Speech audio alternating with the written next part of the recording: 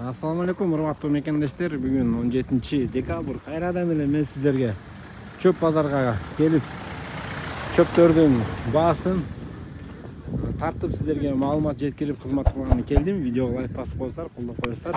Ассаламу алейкум. Кандайсыз? Жакшысызбы? Чөптүн баасын айтам, бир чачак берет. Кандай болуп калды бияк? Жакшы бар. 370ден бар, 380ден бар.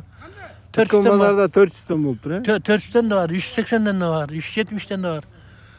Да? 450ге чыгып кетелекпи? Жок, 400, Кудай сактасын. 400 болот. Мен кар жагын көтөрүп жибердим. Жок, мурун эле ошондой 400 болот. Мурун эле. Да, жакшы покровка Кудай берип атат. Покровкадан. Покровка көп да. Неме жакка да кетип атабы, ош тарапка да? Жок, кетпей эле. Кетип калды. 2 жыл болуп калды. Ошко Бишкек дегенде кетип атабы? Мейли. 400 сомдон экен, өткөн базарда мойдондон экен.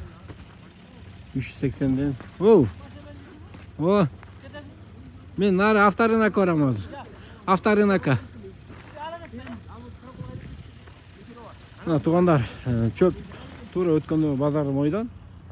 Мен ойлоду элем, тынбай кар жаап атат. Дагы көтөрүп кеттиби деп.